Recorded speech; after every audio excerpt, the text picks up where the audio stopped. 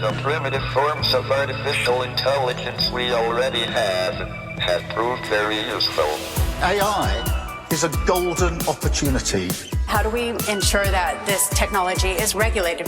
The long arc of technological history is now in an extraordinary new phase. The AI6 podcast with Joanne Sweeney. Maria McCann, thank you so much for joining me on the AI6 podcast. I am so excited to be here. It's fab, Joanne. Delighted. So listen, you're an organisational psychologist by trade. What is that?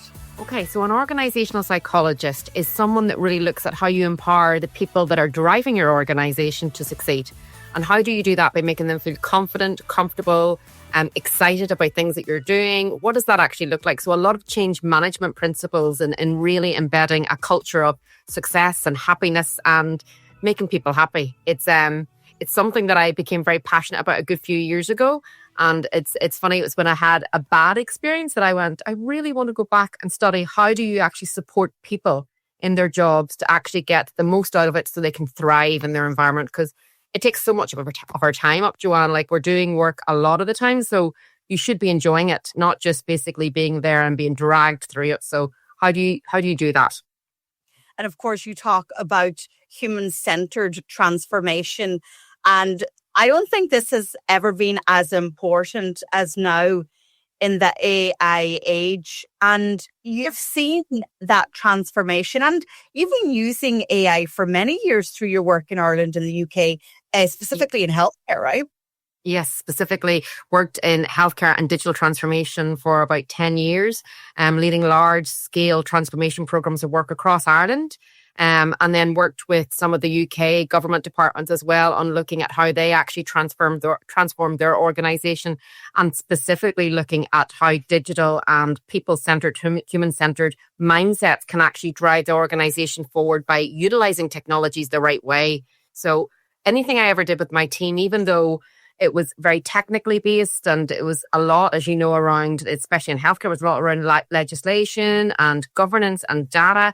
It was all about people. So it was all about making sure that my teams felt confident and comfortable, not to know all the answers, because that's not where the world is ever, but confident and comfortable to be able to put a hand up and say, look, we don't know how to do this. Can you help us? Can you find out a way for us to do it?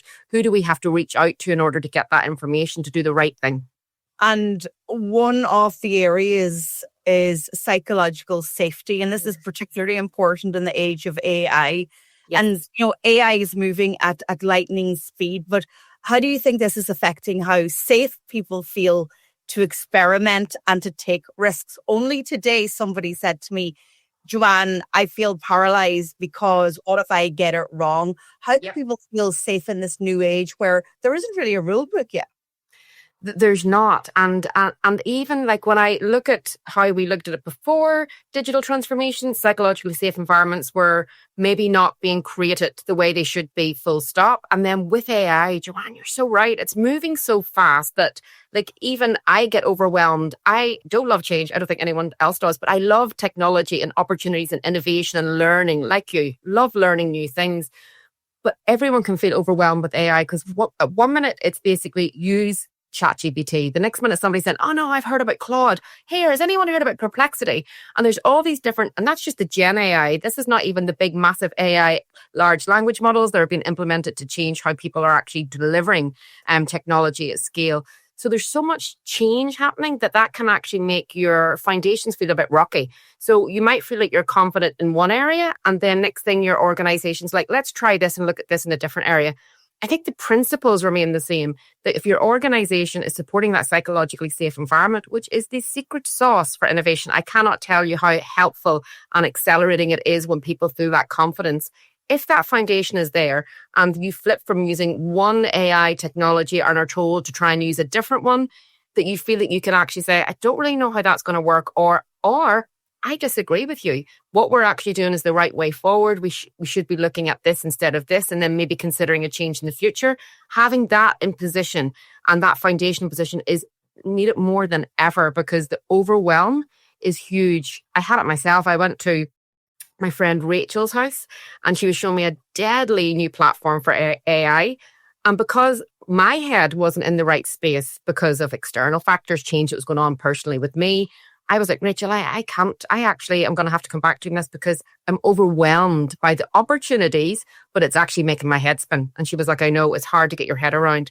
So as leaders in public sector, you need to be able to keep that calm for people to say, it's okay if you're like, I'm scared of that, or it's okay if you want to come back to it.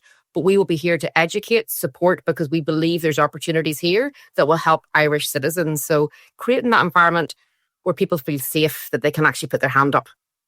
I don't know if anyone feels ready to completely jump into AI. And, I hear the reasons why they're not. But how do you get ready to be ready for transformation? And this, again, like, it's such an interesting concept, because change management a lot of the time looked at all these different types of like steps and stages, and there's many different change management frameworks that can be looked at.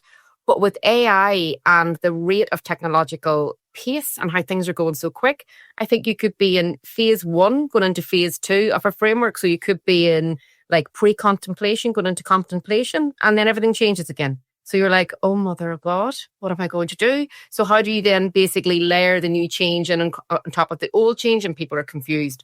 So this framework around readiness, I think, is maybe a nicer one to keep employees and the employees in the public sector feel sort of as if you're on one path. So it looks at emotional, intentional, and skills. So like those 3 high level around what you do to actually be ready for change. So emotionally, how do you feel emotionally about the change? How are your public sector leaders, your world, talking to them about the change, setting the vision, communicating transparently about what we need to do and what the steps are, or what the changes are? So how do I actually believe and trust in what we're doing as a government department? Then 2, intentionally, what's our plan? So is there a plan created for us as a department? Are we actually looking at following a certain framework in order to deliver that? Do I feel confident in that plan? And then the third one is skills, Joanne. It's, are we actually educated? Are we supported in order to embrace this new change that we're doing? Do we feel that we have the necessary skills and resources available to actually like move forward with it? So those 3 sort of readiness for change pillars are really, really important. Layers, I actually think looking at change management frameworks, I'm looking at that again myself from a research point of view, because it's changing too fast. So all those frameworks are changing too fast. They're always have been reiterative, and you might have popped back into one, popped back into another. But I think in this new world of fast change, the frameworks of change implementation might change, but those pillars are really foundational to helping people feel confident. And then the practicalities of how generative AI in particular is changing our daily working or our working days, from operations, productivity, ideation, creation of assets. What are you seeing? Ways of working is unreal, because we've went from basically delivering things in a certain way, engaging with each other in a certain way. So COVID upended all of that with basically the remote. Then became the hybrid. Then we have lots of employees being brought back to work. Then we have other employees that are fully remote. And there is this change of remote working and engaging, full stop. How we actually engage with each other, stakeholders, customers, everything is not really settled and is in lots of different ways and for lots of different departments and different people. So that's one way. Then how you actually utilize the different technologies available to you, such as Gen AI, using it as a personal AI assistant, how that impacts what you do on a day-to-day basis. Does that make maybe Joanne really flying ahead in her work and actually being able to deliver more? And then Maria, who's not educated or supported to actually use that technology, fall behind or feel like I'm falling behind? So how does that affect each of us in our own environments, because we're doing it in personal life as well? So ways of working, I think, is changing like incredibly. And even when I look at, I'm a member of a few different groups, and what we used to find is that people were really excited to meet each other in person, and then all of a sudden people were dropping back from meeting each other in person, and things were getting so busy again, they were like, well, we can do it online. And then that innovation wasn't happening because people weren't in person or weren't having that face-to-face contact. So it's very, very different to what it was. I don't know what it's going to look like. It's something I'm genuinely talking to a couple of universities about, how actually I can do some research in that area, specifically in AI, digital transformation, and how we actually work with each other and with different organizations as well, because it's changing so rapidly. But if we don't look at it from a cultural point of view, ensuring that we're actually putting the lens in the right place for different people and their personalities. So if Joanne wants to work remotely and feels very supported to do that, are we sure that is going to support her mental health in her work? Is she going to be happy doing that forever? Or maybe does she only want to do it for 6 months? And then it just changes because of your environment, what you're doing. There's a lot to look at in that space. And I think it needs to be researched an awful lot more to ensure that we're supporting people within public sector, especially as well. So ethics and data governance is one area where there's a lot of nervousness. We know that AI for good is driven by good principles, openness, transparency, building ethics into all of those frameworks. But then data and governance, because what is AI? AI learns from the data. Talk to me about how you organize your data and how you protect it and how you can really leverage AI, but with your audiences, whether it's the public, whether it's your customers, trusting you with it and trusting your outputs. Yeah. And that trust thing is so key to anything to do with AI. And that is I think it's such a multi-pronged approach, because you have to be working in collaboration with your technical and digital teams to understand what are the guardrails that are in place for us to actually be able to use the data that we have. So how are we protecting it internally? What are we allowed to do with that data from an internal protective space? Because public sector data is so personalized for Irish citizens. There's so much information in there. We had the cyber attack a few years ago, and it has to be protected in a very, very strong way. So that openness, transparency from the digital or technical teams in order for people to understand what they can do, how they can do it, ensuring that if they're actually using that data within the organization, that they actually have a safe space that's protected to do that. And a lot of different organizations, private and public sector, are creating their own large language models where they can actually use it for analysis themselves as well. So it's that tech team. Then it's the data and governance committees. So those different ethical groups that have been set up to actually govern the data and make the decisions about where the data will be used, shared, and what that looks like. So those governance committees are key to in order to actually speed up, accelerate innovation around that data in a safe way. So if there's multiple stakeholders as part of that governance group, they can all give their inputs as to what the right thing to do is and why. And then people feel safe actually being able to follow that process. So those governance groups are key to that. Key. You and I are both passionate educators. We love sharing our knowledge openly and freely. And you mentioned equity when it comes to AI, especially around knowledge, because if I excel and embrace AI quicker than my colleague, well, who's going to get the promotion? It's going to be me. And you also talk about the distinction between knowing and knowing how. How do we tackle education in this new world? I think that's an approach that needs to be looked at on a department basis, depending on what AI they're using, and then looking at the level of literacy amongst their team as well. So they have to really understand the unique individual needs of the people within their team and what's expected of them. So that knowledge management, education has to be looked at really, really clearly, because people can know, so they can do research, or AI can tell us what the research should be and what we should be doing. And if you know prompt engineering or you get au fait with it, then people are able to do that themselves. What happens a lot now as well, specifically with AI, and we've seen the trends and the research behind it, is that people are actually going and educating themselves. So it's not universities, it's not long courses that are being developed. It's people actually trying themselves, going in short micro-learning credentials and making sure that they're trying to keep up to speed with it because they've an interest in it. And that's hard, because people that have an interest in it are going to learn and know more. And then if they're using that knowing and using it within their work, then they're knowing how to do it. So they actually learn more by the doing, the same way all education has worked before. But if they're nervous about it and they're not actually, maybe they don't understand how to go and learn more themselves using AI to actually facilitate that learning, they then fall behind a little bit more as well. So they then start to get that fear again, that they're not keeping up with everyone else. So that real strong approach of looking at foundational literacy around AI and what it actually means to your team is really important. I remember even when we were doing digital transformation, I developed about 2 or 3 different national courses in the HSC. One was around innovation and ambassadors for innovation, where people were quite technically literate and really data literate, digitally literate. And they looked at how they use change management principles and curiosity and user-centered design. And then we created another program, which really was, Joanne, around the foundations of digital literacy. And at the time before we launched it, we got a bit nervous that people would be like, we know how to do that. That's easy. But it was welcomed with open arms, and it's now still being run through the nursing and midwifery department, because it's foundational to people understanding how to use the tools that they actually have. AI is the same. It's not having that perception that everyone knows about it just because you do or I do or we're interested or enthusiastic. That's not where everyone's at. So you really need to look at the literacy across the entire department and ensure that you're bringing that skill set and that education to the right level for the people within your department as well. It's paramount. If you do that, it's massively supportive to people. They feel trust in you as a leadership as well, because they know you're trying to upskill them and that they're not trying to be left behind.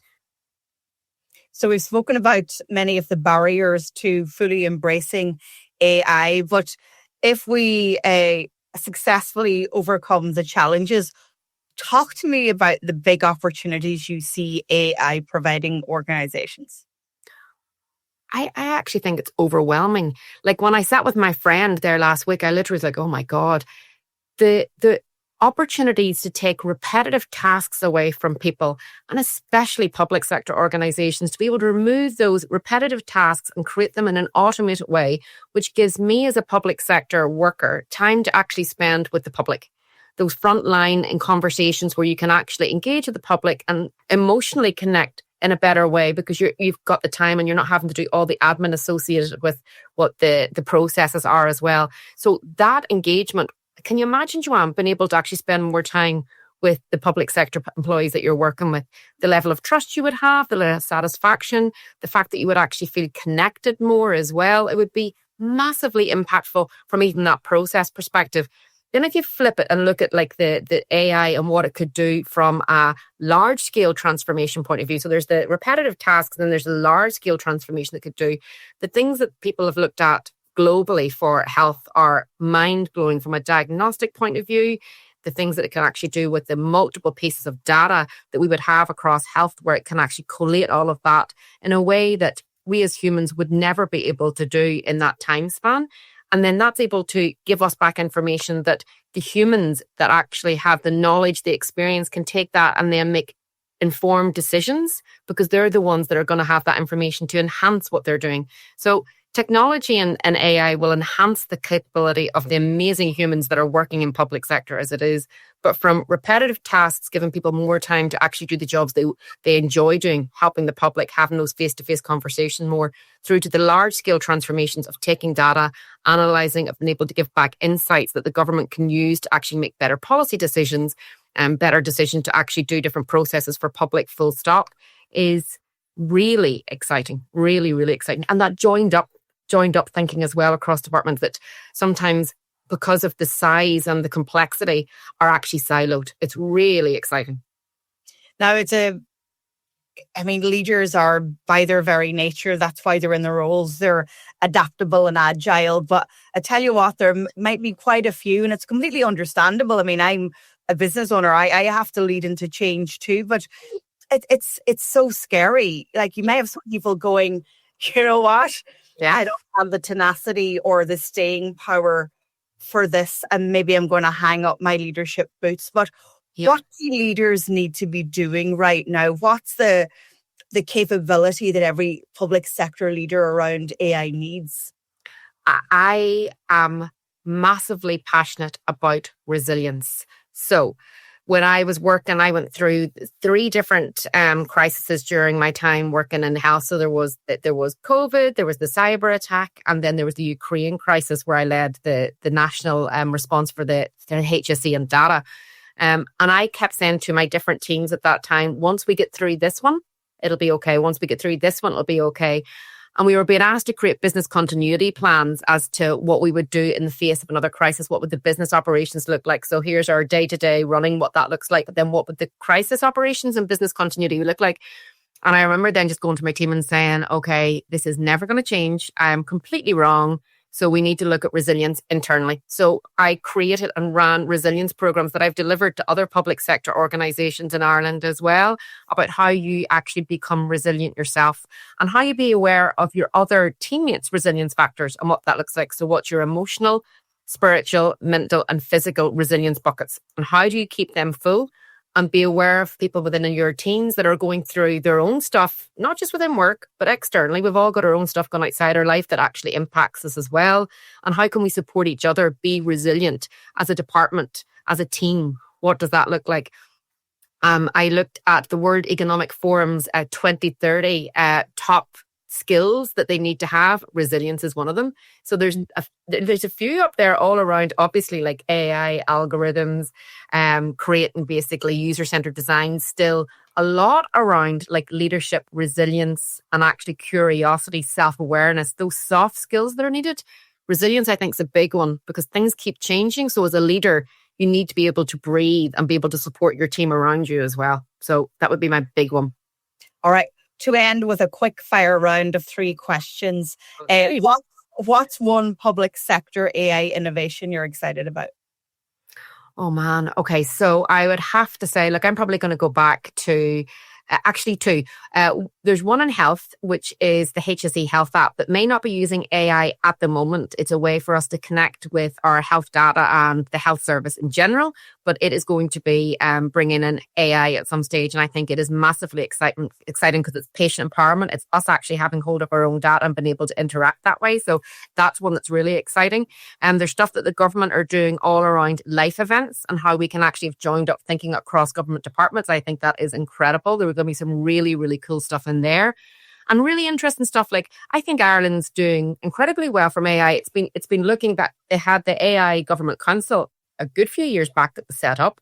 Niamh Smith announced stuff there a couple of months ago about how they're doing different collaborations with CEDAR, the learning department for AI, and how they're actually looking at that for public sector, which gets me really hopeful for us as citizens about the things that are going to be coming through the public sector. There's lots and lots of different things, I think, happening in public sector. What's the biggest myth about AI in government? I think maybe that because maybe we don't see it or we don't hear about it very loudly, that it's not happening. So I think it's that, whereas it's understanding, I suppose, whenever it's public sector, it's data, it's our data that the government are going to be very carefully and considered about how they roll out AI initiatives, and they're going to make sure that they do the pilots first to ensure that everything is safe for us as citizens. But it's that belief that it's not happening when there's incredible things being done by incredible people.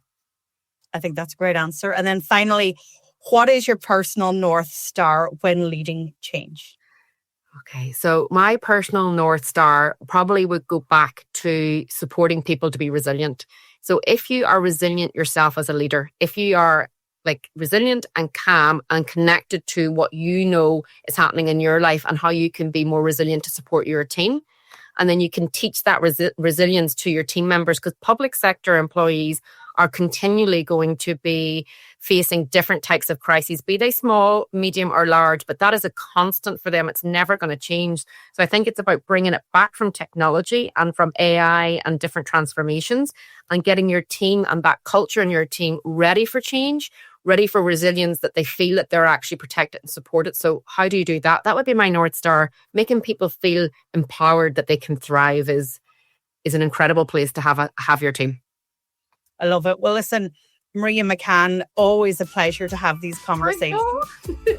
So smart, and you've so much information to share. And I really want to appeal to listeners and to viewers to go and connect with you on LinkedIn, because you're very active on LinkedIn as well. And you're always open for a conversation about this stuff. Always. Love having a chat, Joanna, as you know. Love having a chat. Well, listen, thank you so much and continued success. Thank you, Joanne. Thank you.